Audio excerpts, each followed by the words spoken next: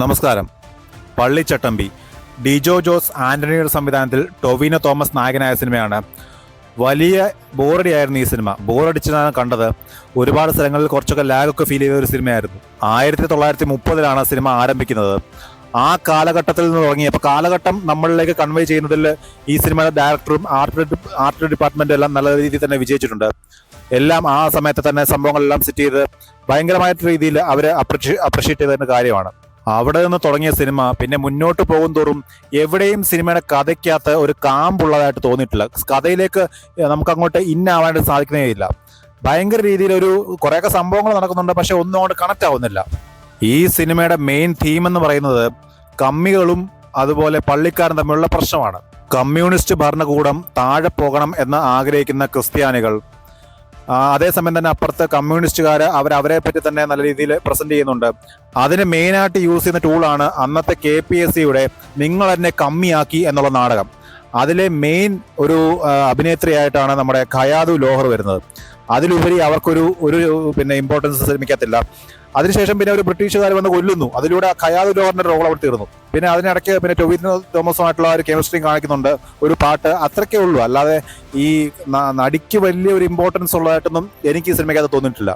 അതുപോലെ ബാക്കിയുള്ള അഭിനേതാക്കളിൽ വിജയരാഘവനും ടൊവിനോ തോമസും, നമുക്ക് അറിയാവുന്ന കാര്യമാണ് ഈ വിജയരാഘവനും ടൊവിനോ തോമസും ദൈവവിശ്വാസി അല്ല എന്നുള്ളത്. അവരുടെ പല ഇന്റർവ്യൂകളിലും പല സന്ദർഭങ്ങളിലായിട്ട് അവർ തന്നെ പറഞ്ഞിട്ടുള്ള കാര്യമാണ് അവർ അന്ധവിശ്വാസികളല്ല എന്നുള്ളത്. അങ്ങനെയുള്ള രണ്ടു പേരുടെ വായിൽ നിന്ന് ഈ ദൈവത്തെ പുകഴ്ത്തിക്കൊണ്ടുള്ള ഡയലോഗുകളൊക്കെ വരുന്ന സമയത്ത് എന്തോ ഒരു സംതിങ് മിസ്സിങ് ആയിട്ട് പോലെ എനിക്ക് തോന്നിയിട്ടുണ്ട്. അത് ചിലപ്പോൾ നമുക്കെല്ലാവർക്കും അവരുടെ ഇതൊക്കെ അറിയാവുന്നതുകൊണ്ടായിരിക്കാം, അവർ തന്നെ പറഞ്ഞിട്ടുള്ള ഈ സംഭവങ്ങളൊക്കെ നമ്മുടെ ഓർമ്മയിലുള്ളതുകൊണ്ടായിരിക്കാം. ഇനി ഇതൊന്നും അറിയാത്ത ആളുകൾക്ക് ഇതൊന്നും ഒരു ബാധകമായിട്ടുള്ള കാര്യമല്ല. പക്ഷേ ഇവർ പറയുന്ന സമയത്ത് എനിക്ക് പേഴ്സണലി എന്തോ ഒരു മിസ്മാച്ച് പോലെ ഫീൽ ചെയ്തിട്ടുണ്ട്. സിനിമയുടെ സ്റ്റോറിയോ അതുപോലെ ഡയലോഗ് സ്ക്രിപ്റ്റിംഗ് മൊത്തത്തിലുള്ളത് അടിത്തറയൊന്നും സ്ട്രോങ്ങേ അല്ല. ഒരു സ്ട്രോങ് ആയിട്ടുള്ള ഒരു സ്ക്രിപ്റ്റ് ഈ സിനിമയ്ക്കില്ല.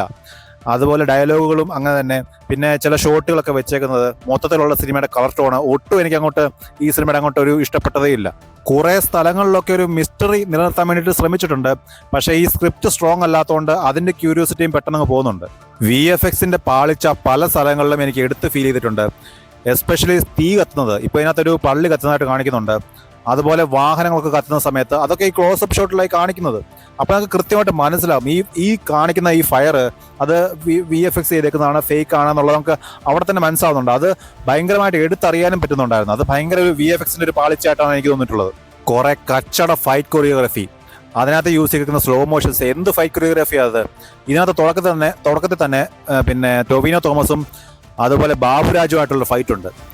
അതിനകത്ത് ടൊവിനോ തോമസ് ഇങ്ങനെ ചിരിച്ചോണ്ടൊക്കെ ഭയങ്കര സംഭവമാണ്, ഞാൻ ഭയങ്കര സംഭവമാണ്, നീ എത്ര വലിയവനായാലും എൻ്റെ മുന്നിൽ ഒന്നുമല്ല എന്നുള്ള രീതിയിൽ അങ്ങനെ ചിരിച്ചുകൊണ്ട് അതിനകത്ത് യൂസ് ചെയ്യുന്ന ഫൈറ്റ് കൊറിയോഗ്രഫി എന്ന് പറയുന്നത് വളരെ മോശം. അതിനകത്ത് മാത്രമല്ല, ത്രൂ ഔട്ട് വരുന്ന ബാക്കിയുള്ള ക്ലൈമാക്സുള്ള ഫൈറ്റ് ആയാലും തന്നെ അതിനകത്ത് പ്രത്യേക എഡിറ്റൊക്കെ യൂസ് ചെയ്തിട്ടുണ്ട്. അതൊന്നും ഒട്ടും ഇമ്പാക്ട്ഫുൾ അല്ല, സിനിമയുമായിട്ട് ഡിസ്കണക്ട് ചെയ്യുന്നുണ്ട് അത്തരത്തിലുള്ള ഫൈറ്റൊക്കെ. അതൊക്കെ വളരെ മോശമായിട്ടാണ് തോന്നിയിട്ടുള്ളത്. പിന്നെ എല്ലാവർക്കും അറിയാവുന്ന പോലെ ഇതിനകത്തൊരു ക്യാമിയോ വരുന്നുണ്ട്. പുള്ളിയുടെ പേരൊന്നും ഞാൻ പറയുന്നില്ല, എല്ലാവർക്കും അറിയാവുന്ന വ്യക്തി തന്നെയാണ്. അദ്ദേഹത്തിൻ്റെ ആയിട്ടുള്ള എനിക്കൊരു മോശമായിട്ട് തോന്നിയിട്ടുള്ളത് അദ്ദേഹത്തിൻ്റെ വെപ്പ് താടി അത് ഒട്ടും അങ്ങോട്ട് ചേരുന്നതേ ഇല്ല. ആ വെപ്പ് താടി അദ്ദേഹത്തിൻ്റെ ക്യാരക്ടറുമായിട്ട് ഒട്ടും മാച്ച് ആവുന്നില്ല. അത് വെപ്പ് താടിയാണെന്നുള്ളത് എടുത്ത് അറിയുകയും ചെയ്യുന്നുണ്ട്. അതുപോലെ അതേ സെയിം വ്യക്തി തന്നെ താടി ഇല്ലാതെ മീശ മാത്രമായിട്ട് വരുന്ന സമയത്ത് കുറച്ച് ലുക്കുണ്ട് കാണാനായിട്ട്. ഈ താടി വെച്ച് വരുന്നത് ഒരുപാട് ബോറായിപ്പോയി. അത് ഒട്ടും ചേർച്ചയില്ല. താടി പാൻ ഇന്ത്യൻ സിനിമയായിട്ടാണ് ഈ സിനിമ റിലീസ് ചെയ്തേക്കുന്നത്.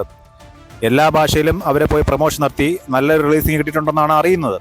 അപ്പം അങ്ങനെ വരുന്ന സമയത്ത് ഈ സിനിമയ്ക്കകത്തേക്ക് മതവും രാഷ്ട്രീയവും കുത്തിക്കലർത്തുന്നവരെ സംബന്ധിച്ചോളം ഇതൊരു വലിയൊരു നിരാശയായിരിക്കും. ഒരുപാട് ട്രിഗർ ചെയ്യാനുള്ള സംഭവങ്ങളൊക്കെ ഇതിനകത്ത് ഉണ്ട്. അതല്ലാതെ സിനിമയായിട്ട് കാണുന്നവർക്ക് അത് കുഴപ്പമില്ല, വിവരമുള്ളവർക്കൊന്നും അത് കുഴപ്പമില്ല. അല്ലാത്ത ആളുകൾക്ക് ഇത് ഒരുപാട് ട്രിഗർ ആവാനായിട്ടുള്ള സാധ്യതയുണ്ട് എന്നാണ് ഞാൻ മനസ്സിലാക്കുന്നത്.